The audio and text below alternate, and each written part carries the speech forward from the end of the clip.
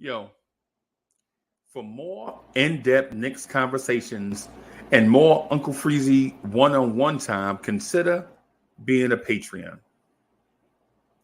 The link to our Blorange Tears Patreon page is in the description box below. It's more individual conversations, more in-depth breakdowns. For more of that stuff, consider $2 a month or something cheap like that for more in-depth Knicks conversations. I'll see y'all over there. I'm Uncle Freezy, and you know who I am, Uncle Freezy, the #1 chief rocker in Knicks universe, giving you everything that you want. I will holler at y'all later. Peace, y'all. Hey, there he is. Sir. Hey, boss man, how you doing today? I'm doing great, man. I'm doing great. How are you? I'm okay. Yeah, I'm man. okay. I was thinking about what we talking about on the telephone. Want to bring some of that stuff to the channel. Engage with some back and forth with the go back and forth with the king. Hey, real king is in the building. What's good? Want to talk with you back and forth for a little bit. First of all, I appreciate the offer of the vegan desserts. Yes, sir. That's clutch. Literally. Spread the wealth. I want to spread the wealth, you know. Yeah, man. Yeah, man. Yeah, kind of like a Mansa Musa in a respect. You know what I'm saying? Yeah. But yeah, man, I appreciate that. But I got a few things on my mind, man. I just wanted to talk with you about a few things, get some different perspective. Hey, salute, guys. Salute everybody. Everybody, salute. First, the NBA and the world overall mourn the tragic passing of an NBA legend and a humanitarian in Bill Russell. Yes, right? Yes. And so while I view Bill Russell on the court as an adversary, I view him in real life as a friend, right? Bill Russell died at 88 yesterday. Lived a long life. People love Bill Russell, right? Yeah. While I had no personal interactions with him, I could appreciate what that brother offered in his humanitarian efforts, his civil rights efforts, his trailblazing efforts. It's funny I say trailblazing, and he played for the Celtics. He never played for Portland, right? Right. But his trailblazing efforts, and the fact that he worked for equality for minorities, African Americans. But he also did that in a space where it impacted other NBA teams, which while on the court you respect what he does, but off the court you might respect that even more. He used his platform to enrich the lives of others. Yes. So while I look at him as an adversary on the court, I look at him as a legend off the court. Yes, sir. I mean, to look at everyone who actually followed his footsteps and to see the path he blazed. Right. I mean, and he did things that just almost unimaginable even today. And it wasn't just the victories; it was even the player-coach aspect. It's the interaction with people where you never saw him lose his cool, but he probably should have many times. You know, to me, he's almost like the Jackie Robinson of basketball. That guy who laid the groundwork to be like, this is how you conduct yourself with character, with dignity, as a gentleman. You know, and just carry himself so well all the way through.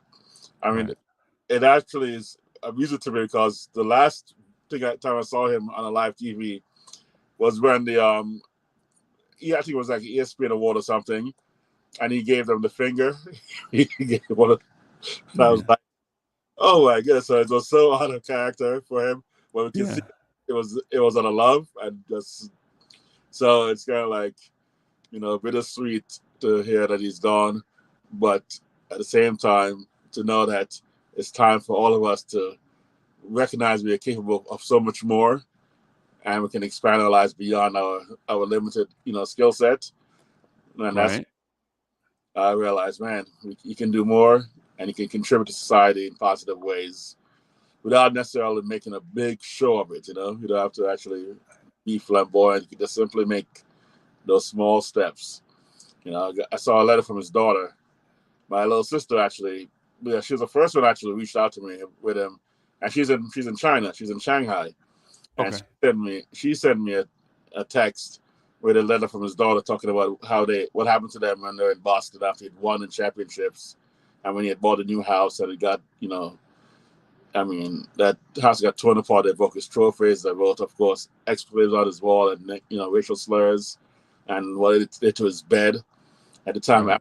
just won that city like several championships, and you're like, wow. And he never showed any of that on the floor or even in dialogue. You'd be like, you thought he probably would have been treated like a king in Boston, right? And that everything's going along so smoothly. So it really represented how great a man he was, that he conducted himself with such dignity despite what was going on in his home, where his family. Right. I mean, you know how you are. You already mentioned once in a while, even like referencing to Randall, about you talking about my wife or my so Right. would be just to talk about it, much less to violate your home like that where your family lived. So Right. it's how that guy carried himself. I mean, that's that gentleman. That's that hero. I mean, he's one of my heroes, man. And again, Man. being a Knicks fan, to say a Celtic was a hero of yours, it speaks volumes. Yeah, man. Yeah, man. I that Celtics team was a trailblazing team Right. on the court. They helped innovate a thing called the fast break. Mm. Right. That Celtics team that he was on. Right. They innovated this thing. Right. They were the innovators or the originators of this thing called Showtime. Mm. Right. That Right. another franchise on another coast would eventually popularize it and take to another level. Right. Play stifling defense in the half court, get the rebound, and push it, run it down the other court as fast as you can. Mm-hmm. Right. Right. Another trailblazer off the court, on and off the court, help popularize that. And it's ironic that it's their arch rivals, their arch nemesis that did that. Right. Yep. And so I appreciate the Lakers. I appreciate the Celtics. But this is a Knicks channel. Yes, sir. So Bill Russell, Magic Johnson. But this is a Knicks channel. Yes, sir. Right? Right? Absolutely. Yeah, man. Yeah, man. And so what I wanted to talk to you about today, I had a few things on my mind. Right? I have a few things on my mind, man, that I really can't get past. And I wanted to see if you can help me with that.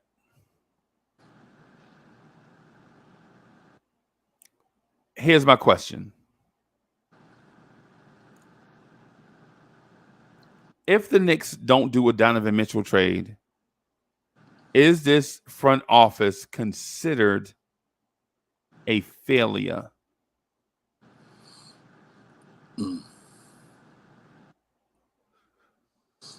Yes. Wow. What a powerful question. Because I've been trying to hold back on giving them a true grade. Right. I look long term. I always look for, but I also look at the path you're setting, you know, and you lay the foundations, and I want to see what that house is going to look like when it's fully built. And Right. are the foundations that of a mansion or a hut? It's August 1st.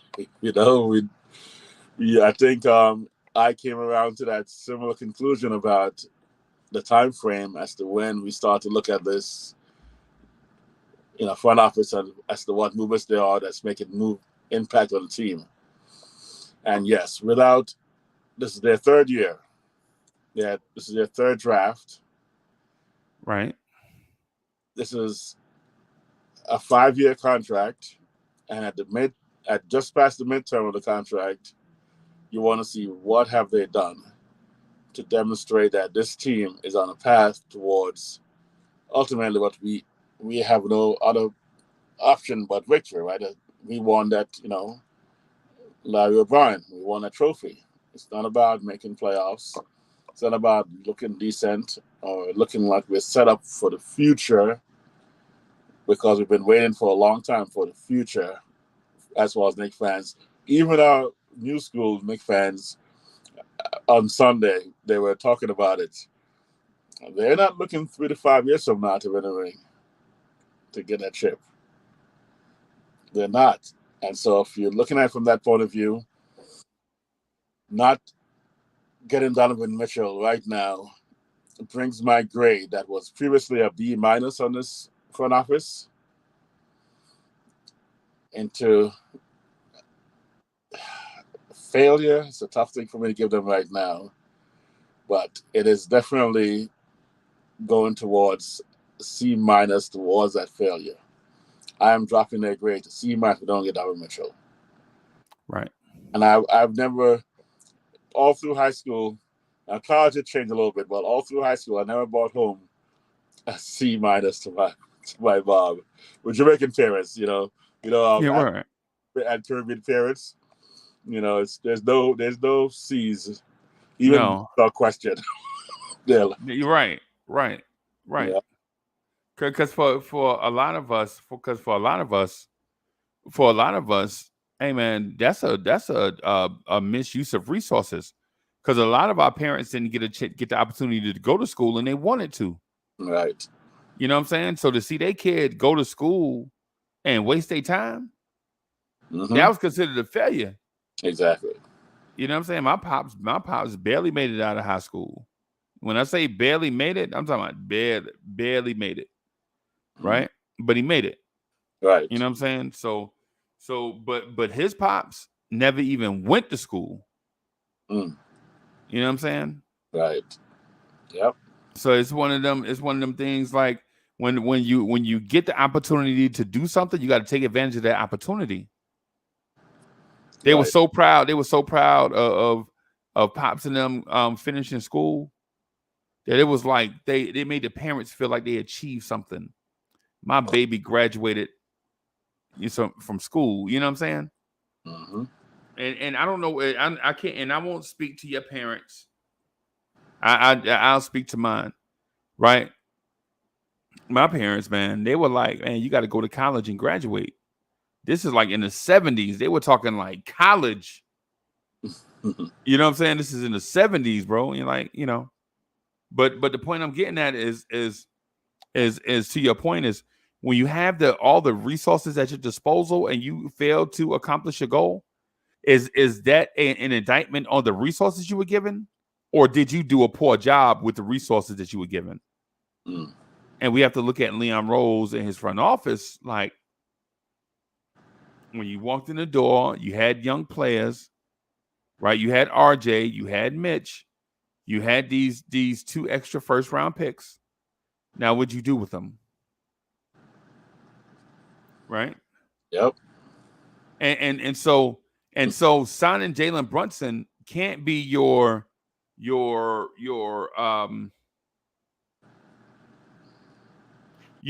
crowning achievement. Signing your nephew, he was gonna come with you anyway. You was uncle. Exactly. Or however the family dynamic works. The thing with Jalen Brunson signing is that and people wonder why we don't talk about the Jalen Brunson signing. That was such a layup that if they botched that, we'd already be telling them they fired. Oh yeah, no doubt. You can't even sign your nephew? Exactly. But yeah, man, you fired right now. Yep. Right. No question. Yep. I appreciate him being here. I loved it. I appreciate him getting him here. But yeah, if they couldn't close that deal, then yes, that's automatic termination. Right. Don't matter. Right. Because ultimately,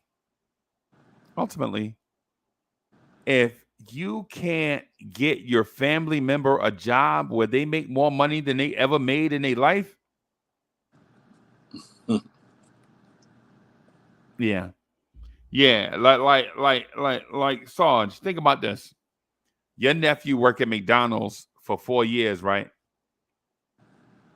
And then you offer him a job, say in AT&T IT department. You know what I'm saying? AT&T IT department. He in charge of, say, security or something. You know what I'm saying? He ain't never had a job that big before, never had that much responsibility.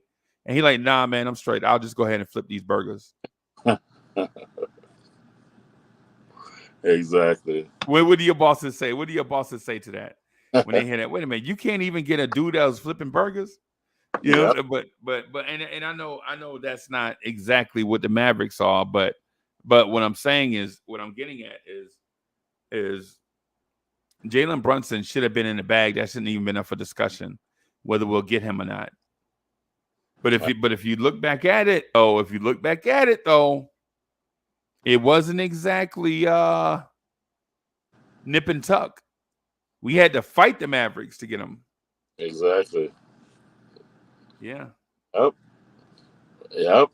I agree completely. So yeah, again, I'm not saying we should overpay for Mitchell. I'm not saying we should, sell. People also sell the farm, and I'm like, man, no. But a deal should be done, and deals get done without selling the farm. And yes, Okay. and the starting, proposition by Ainge is it started. That's the start, and Ainge knows he was going to get that. I'm pretty sure he knew he was going to get that. So you start really high, and then you meet somewhere in the middle. And so Right. the question is, what's the middle? And if what I saw at the start, yes, I wouldn't do that deal right away. I think about it, but I wouldn't pull the trigger right away. I start negotiating. So, but I don't think he is too far away from what deal I would do, and that's why, again, because we love these youth, and because we're kind of thinking those picks next year will convey into one of those, top 8, top 6 draft picks. That's what we're thinking. It's difficult to go. We hope and we think when it's inevitably all the chances of it not working out like that is there. So again, you've let me know that Donovan Mitchell will change the dynamics of this team immediately. It's not a question, it's a statement. So yeah, don't make this trade done. There is problems. There are problems. There are problems with the front office. And I have big problems with them. If they don't make this deal done. Get a steal. Yeah, man. Yeah, man. Yep. Yeah, man. I'm not gonna lie to you. What I'll say to that is um hey, shout out to the chat. Let me say shout out to the chat real quick. Oh Hey, yeah. Miss Geraldine. Miss Geraldine is in the building. Salute to the chat and Miss Geraldine. Salute to you guys in the chat. Darren Wayne was good. Was good. Hey, shout out to everybody in the chat. Just want to say this, though, to the point that was made by Sarge. Man, I think I might have to start calling you Wisdom, bro. We might have to start calling you Wisdom. Hey, Mr. Wisdom. But you know what I'm saying? But to the point that you were making is when you get a certain amount of resources to pull off a certain thing and you don't pull off that thing, is it an issue where your resources aren't enough? And if they aren't enough, why aren't you making it enough?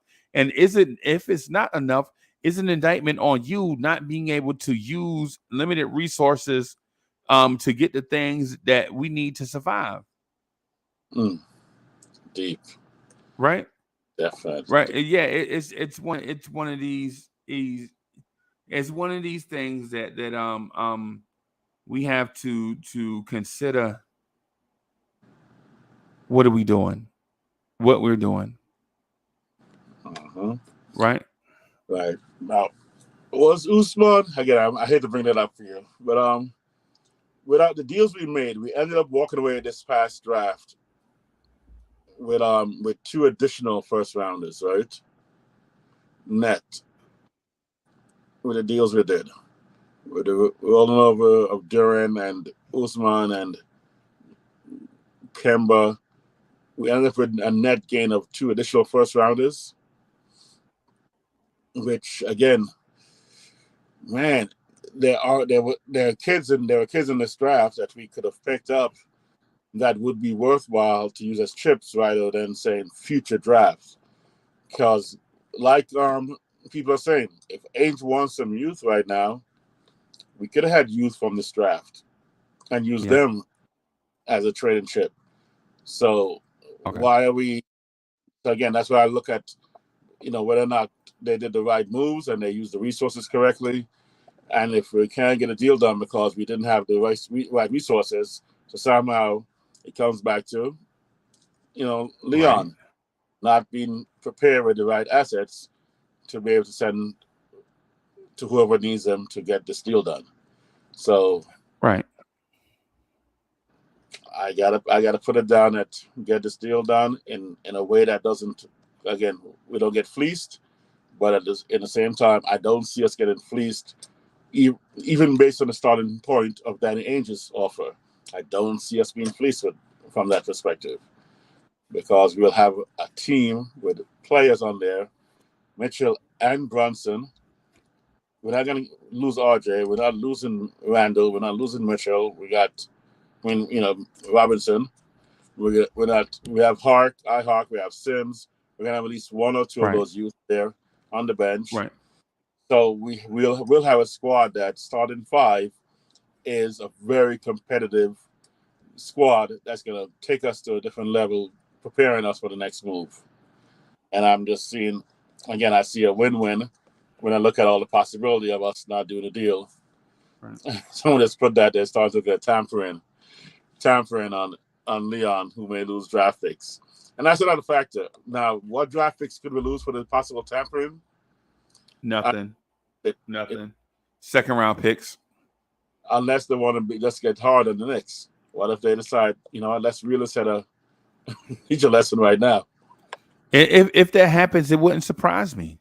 I know, that's right. If that happens, it wouldn't surprise me, right? But at the same time, it's one of them deals where if the NBA decides to get super hard on the Knicks, then we have to go to an arbitrator and talk about this thing, because if they decide to start taking first round picks from the Knicks when they punished everybody else with second round picks, right, then it's clear the NBA is a clear and present danger to one of the member teams of the organization that you call an NBA, and it won't be fair. And you have to take the NBA to court and sue them.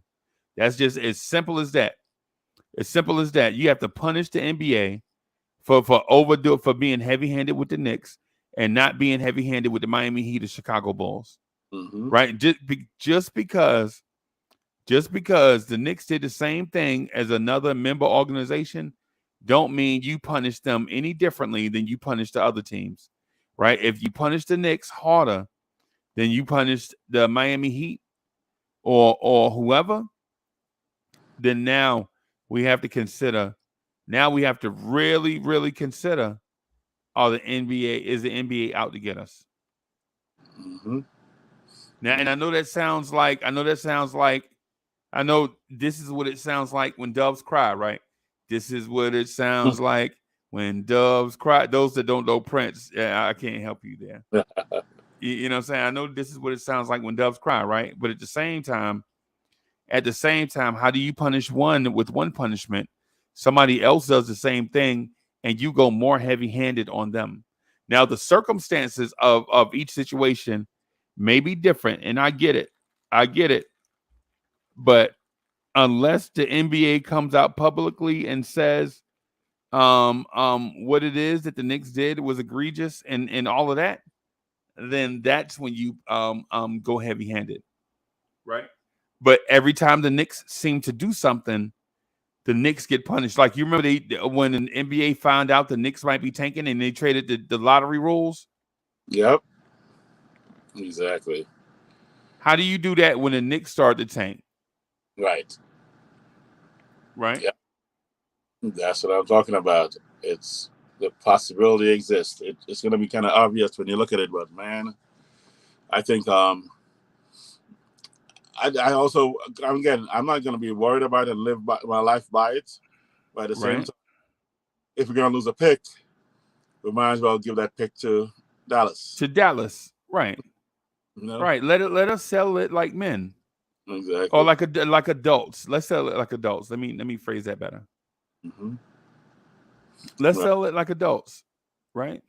Exactly. So, yep, we talked to Ains. What do you want? Right. Yeah. No, not Ainge, but I'm sorry, not Ains. Sorry. Cuban. What he wants, we settle it. Because to be honest with you, I keep wanting to call you Wisdom, man. I'm sorry, Sarge. Sarge, you know what? This might be the thing holding up the Danny Ainge deal.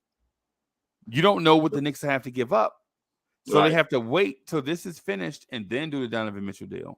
Exactly, could be because if the NBA, bro, if the NBA punishes the Knicks with a first round pick, and the Knicks know that right now, it may be what is holding up the trade for Donovan Mitchell. Yep. Exactly. They're probably trying to figure out how much it's going to cost us, right? Or we give away, make this deal, right? I don't think Mark Cuban is that will force us to do anything crazy. He'll probably be like, "Come on, guys, it wasn't egregious. It was obvious they were after Brunson. It wasn't subtle, but it was so obvious that if it is tampering, it is the most blatant tampering ever, where we said, hey, we're coming for your guy." And, right. I would do it in public. We're just going to do it in public. That's who we're looking at. But we're not going to say anything. We're just going to let you know that's who we're looking at. So it wasn't subtle. Right. And bring his dad on, an assistant coach, wasn't subtle. Right. Knowing the GM or the president's son is his agent, not subtle. There, so we didn't have to even do it, in the public. We could have literally, don't I'm sorry. Our man Leon called his son over for dinner, and then say, hey, let's have a chat in the back. And they go in the Right. back, have a little Right. talk. And Like then, let's go out on the deck and smoke some cigars. exactly. You know what I'm saying? Yep. And Rick called his son over. Hey, son, it's Mother's Day. Why don't you come by and bring some flowers for your mom? Right. And then Right. dialogues completed. Right. One thing leads to another, right? Exactly. Yeah. Let's go on a banana boat together and go out and just, decide, hey, let's go to the same team next year. So. Right. Right. No doubt. No doubt. I'm not even gonna lie to you, man. I think the way that the Knicks go about doing, I mean, they could have just picked up the telephone and did it. Right. But at the same time, NBA, what are y'all doing? Right? When NBA, what are y'all doing, man? Come on. At what point do you always, all this stuff that happens, man, all this stuff that happens, why do the Knicks always get caught up in something? The Knicks are late to the party on doing something a certain way, right? And then the NBA punishes them for being late to the party. Right. Everybody else is doing it. Yep. Oh man, Andre is like, NBA is trying to give Miami more time to create a trade package for Danny. Yeah. Yeah. Oh man. But why? Why would the parent pick out one of the kids to be mean towards, to abuse? Well, I don't know if he's thinking abuse. I think he's probably trying to say the one who's not doing as well, let's help him out some. Because, bank account wise, our value is number one. Even with 20 years of mediocre to losing seasons. We're still valuable franchise in the NBA. And they're like, you know what? You don't need no money. Right? But we're only $200 million more valuable than the Golden State Warriors. And here's the thing. The Golden State Warriors just won a championship, right? Mm-hmm. They just won a championship. So next year, when these numbers come out, the Golden State Warriors may be more valuable than the New York Knicks next year when these numbers come out. Whoa. Right? Good point. Right? And so if you're a New York Knicks fan, the one thing that you can hold your hat on is we're the most valuable team in the league, right? Exactly. Now, if the Warriors are more valuable than the Knicks, now what? Now what do you hang your hat on, New York Knicks fan? Wow. Chat, is that important to you? Is being the most valuable franchise important to you? Chat, is being the most valuable franchise in the NBA that important to you? Because for years we could say, well, not Leon, but James Dolan has the most valuable franchise in the NBA, so at least we're doing something right. But once you take that away from us, now what? Now what do you have? You know what I mean? Now what? Now the one thing that we could at least our solace is gone, right? That solace that we had. At least we're the most valuable franchise. Okay, that's out the window. Now what? Yep. Right. Are you concerned about? What's the name? Just mention it about us picking up Rick Brunson before we signed Jalen. Which would look worse? Andre Bryan asking that question. Which would look worse? Have we hired your dad before we bring you over to try to influence you, or because we got you, it looked like maybe like a little quid pro. We hire your dad, give him a job. I think that probably would look worse if it went the other way around. It almost looked, I don't know. They would do that by, oh yeah, we got your son. Thanks for helping us out. Here's a job, or we're hiring you because we trust you as a skilled assistant coach, and in the meantime, we're also going for your son to be our point. It does look like that. It does look like that. It looks exactly like that. It looked like quid pro quo. That's what it looks like. Right. It is one favor for another. Right. Exactly. That's frustrating, though. Right.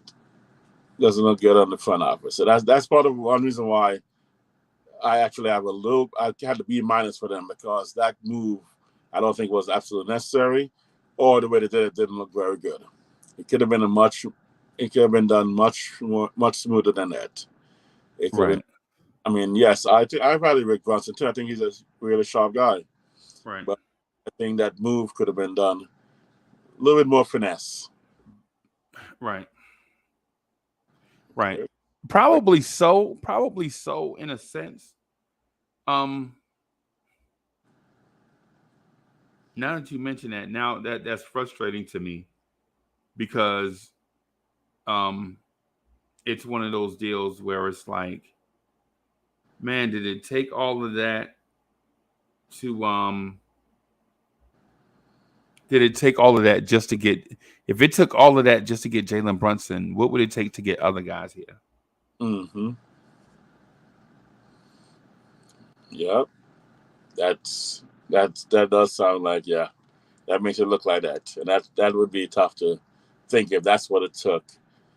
I mean, I'm hoping it's not. I'm still looking at the fact that Rick Brunson is an asset, Right. and he will be able to temper Tibbs on the offensive schemes that may or may not work, or rotations that may or may not work, and be able to have some input where he'll speak up because he's not in the game. Right. He's got clout to say what he wants and say it, to Tibbs' face, and obviously he knows Tibbs well enough to be right there on the bench to say something. So, in practice and to speak his mind. So I think that is there, but it's just the way it looks. Right. It simply doesn't have the greatest look. I know. And again, no matter what no one is ever. I don't think you're saying, "Yo, give up half the team for Mitchell," because Donovan is a excellent player. I think he's going to be phenomenal. Even his top is still out there. It's ceiling's way out there. Right. But I think that both of us would be fine going into the season with the team is right now, and get a couple of pages on the. I'm cheering for them. I think they're going to look really good. I think they're going to be fine, but I think it'll take us to the next level with Donovan Mitchell, and that's why I'm willing to make some sacrifice on players that I love, because it is a step towards a much better performance. And I don't think it's going to get worse. I don't think like you said, it could get worse, but again, I threw the odds of it getting worse, and that, which is more likely, Donovan not performing at the level he's performed before or better, or our youth not performing at levels that they perform at or worse. And the potential is our youth could lose value, one, and two, by playing and not doing well.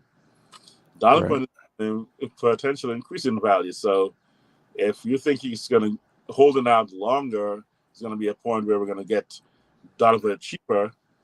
The odds are actually against it, that it's going to get cheaper as time goes by. It's going to get potentially more expensive because other teams have options as well to find packages to make a deal as they get desperate to go, let's pull this trigger. So there has to be a point. And again, everyone doesn't realize that negotiation, sometimes if both people walk away with a little injury, a little pain, that's actually how most deals are done. Right. Most deals are done where both people walk away somewhat happy, but there's some pain that was involved in what they sacrificed. Right. And that's how deals are done. It's never just I walk in. There's no Ainge in Minnesota type deal. It's no where Ainge walks in, he walks away completely happy, and they had no suffering. But at the same time, I think they were happy. I think they're happy with Gobert.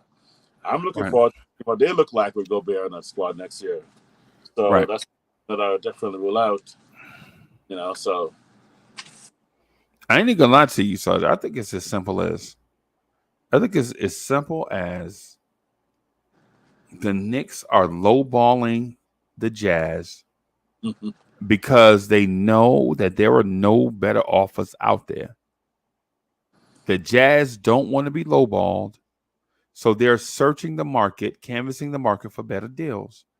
And by doing so, they're going to slander the Knicks name, sullying it up to make the Knicks pony up, right? And once they do that, they're going to guilt the Knicks into taking a higher offer, and the Knicks don't want to pay as much. Now, what could possibly happen is the Jazz could just take a lesser offer to show up the Knicks and make the Knicks look bad. Right? But here's a trigger to that. What else can you do to make this franchise look terrible? There's nothing you can do to us to make us look bad. We already look bad. We the ugly duckling already. So because think about it. If Donovan Mitchell gets traded to Charlotte, I'm just saying a random team. I know he won't because Charlotte don't have enough to Charlotte. They don't have enough to pay in a trade, right? They don't have enough to pay in a trade, right? But say he gets traded to Charlotte. The only thing that's going to happen to the Knicks is for about 2 weeks, everybody involved, me, the Knicks YouTubers, ESPN, the big boys are going to be like, it's the same old Knicks. Fire Leon Rose. Well, guess what we were saying last year this time? It's the same old Knicks. Fire Leon Rose, right? So it's not like it could get any worse, is what I'm getting at, right? Exactly. Looking again, this is because we don't go like too far in history, but recent history. The Halliburton trade. I think that same old Knicks. Fire Leon Rose, right? Yep. Yeah. Because what they got compared to what we could have offered. I mean, Sabonis, I like Sabonis. Actually, I like Sabonis a lot. But man, you telling me that they wouldn't have loved to have 2 first? They wouldn't. I mean, I don't know. I can't imagine them not giving us. Well, I mean, unless we're already locked in. Like some people think we're locked in and bringing Brunson over. So Halliburton would have been, basically filling the slot. So maybe that was part of it. Right. But even if we just grab a couple of those, I'd have loved to have grabbed Buddy Hield in that deal. They could have done a deal and be like, okay, keep Buddy. We're going to throw you a nice, couple of first, second rounders or whatever you want. Now we have to pay that much. They were looking to dump Buddy Hield contract. Right. That's right. Right. So we could have just gave them multiple second round picks. Exactly. We could have gave them the Trevor Keels pick. Yep. Exactly. We could have given them the Trevor Keels pick and maybe Alec Burks' expiring contract. Right. Or 2 second round picks. Mm-hmm. Exactly. Yeah. So those kind of deals or deals that we look like we missed does impact our image. So another miss right now is going to impact our image. And I'm not saying Halliburton was the savior, but I'm saying the deal that was done looked like Sacramento took much less than we could have offered without it hurting us at all. Yeah, and shout out to a lot wise. I'm not overrating. I'm not saying that Tyrese Halliburton is anything. And notice I didn't speak to Tyrese Halliburton as a player. I spoke to the acquisition of a Tyrese Halliburton. Those are 2 different things. I never compared Tyrese Halliburton to anybody. I never said what he could do for the Knicks. I never said any of that stuff. The only thing we spoke about is the acquisition of a Tyrese Halliburton. And there's a clear and definitive difference. There's a difference. I never said Tyrese Halliburton was Ja Morant or any of that stuff. But with the acquisition of a Tyrese Halliburton, you get a young point guard, pure point, that fits the timeline of the rest of the youth that you have on a roster. That's the reason why we brought him up. Exactly. Yeah, man. And so Lawai says, not you. The 2 days people been going crazy over. Nah, man. Yeah. I feel you. But what we getting at is like in this setting where it's me and I almost called you Wisdom again. Yo, this thing with Sarge, right? Sarge. I'm saying Sarge about my Sarge. The thing with Sarge is like we're having a linear conversation about one specific topic, and I understand that there are a lot of topics going on in Nick's universe, but in this setting here, where it's just a thought between 2 brothers, we just speaking linear to a specific topic. You know what I'm saying? And I understand, like, on the Knicks at Night podcast, when we do that later on, we'll open it up for everybody to have discussion, and the conversation start going meow. The conversations be all over the place. All right, but the reason why me and Sarge are doing this right here is because we don't get the opportunity to bring up one topic and just talk our way through it. Right? That's the reason why we sitting here right now, because we rarely get the opportunity to bring up one topic and just talk our way through that topic to the end. Right. And that's the reason why we're here, like doing this room right here in a space where it's like a closed off setting where we could just kick it and just talk about, because what happens is in the other settings, and I'm not saying that I don't like those settings either. I like those too. Right. I've been known to encourage some Jerry Springer type settings, right? So I'm not throwing a rock and hiding my hand here. I'm just saying in this setting right here, you know what I'm saying? We're just talking our way through one specific topic. Yeah. So I'm not throwing the rock and then hide my hand like I ain't ever did it. Right. Because I encourage the Ricky Lake type setting. And I will do that later on tonight too. But what I'm saying is, in terms of this right here, I just want to speak to a specific topic. Right. I just saw some of your new school guys googling who is Ricky Lake. They do, Jerry. Who is Geraldo Rivera? I never heard of Geraldo Rivera. You know what I'm saying? So I know. Like, you mentioned Wonder Wolf the other night. I'm like, Wonder Wolf. Oh, yeah. You remember Wonder Wolf, right? Videotape. Man. Let's go to the videotape. Man. What's a videotape? No, I'm just joking. Yeah, but, man. Oh, yeah, man. And so what I want to get at, man, with what I want to get at is this with the Donovan Mitchell thing. And it is a thing. Okay. It is a thing, right? Mm-hmm.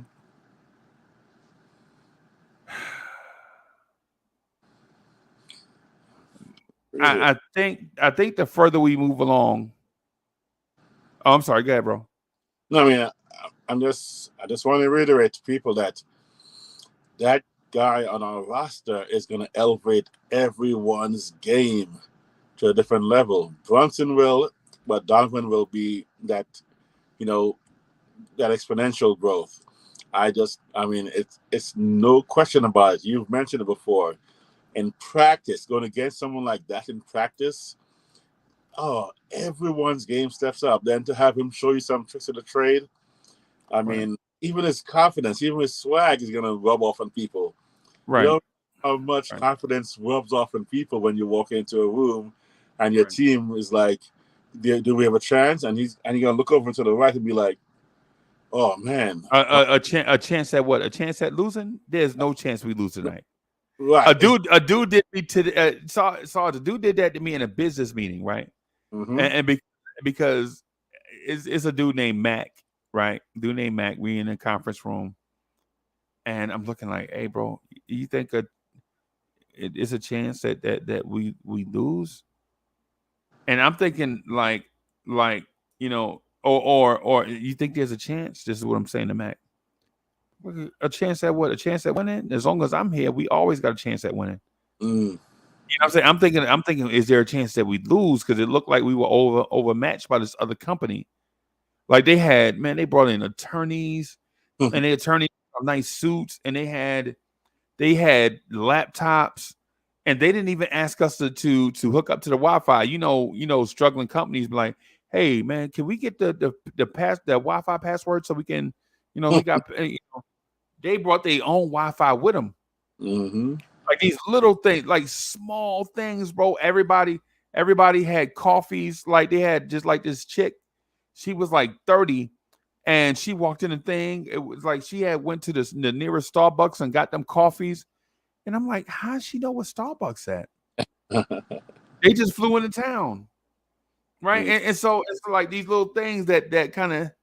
But when you get a Donovan Mitchell, you always feel like you got a chance. Yeah. Right? Absolutely. So, yeah. But again, these guys making the deal or making the deal is a reflection on them. It's a reflection on them. It's gonna be their current legacy until they're making another move. And like you said, right, what have you done for me lately? Right, done, Janet Jackson. You do look at your latest performance and not say, oh well, he used to be good. Right.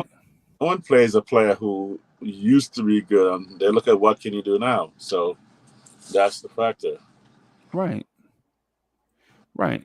It's a lot of things. There are a lot of things that go into like this decision making process. And I'm not saying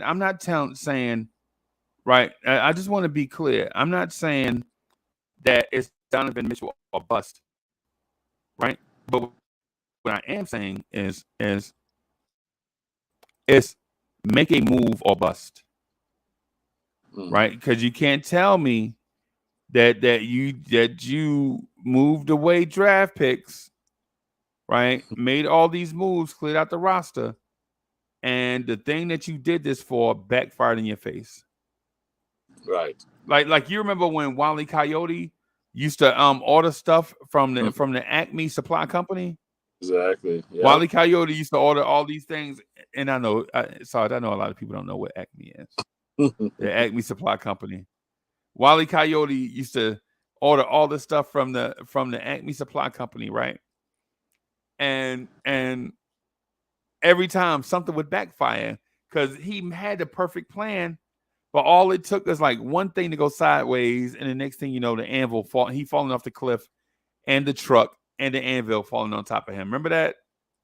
Remember when he would be waving them to like, hey, this is what an X. He put the X on the ground. He was sliding it. And then they'd be like, oh, he like, no. And then he'll stand on the X. And then they'll drop the anvil on top of him. Yeah. And then the truck would fall on top of him too. And then you're like, God dog it. He had a perfect plan, except one little thing messed up the plan. Yep. Yeah. Exactly. Yeah, man. Yeah, man. I mean, is there a deal out there that if we fall through on this, you'd be satisfied with? Do you see anything out there that you'd be like, okay, they decided? Wait a minute. So Sarge, see, hey man, I'm gonna put a poll in the chat, just like, should we start calling Anthony A Wisdom instead of Sarge? We should put a poll in the chat. Should we start calling him Wisdom instead of Sarge? I think I'm gonna do that later on, right? There was a. No disrespect to you. No disrespect. I don't mean that. No disrespectful way, and I hope you don't take it that way. You're not offended by that, by us calling you Wisdom or nothing, right? Oh, not at all, man. That's a okay. compliment. Okay. All right. So wiser.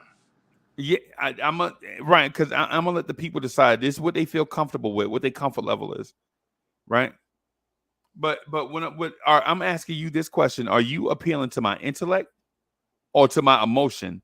Because the thing is I can't answer it one way without taking into consideration the other side of things. Are you asking me, do I want Donovan Mitchell? And my heart is telling me yes. For multiple reasons, right? Right. I want a star. Wiz, I want a star, bro. I want a star. You know what I'm saying? Right. Now, if you ask me, if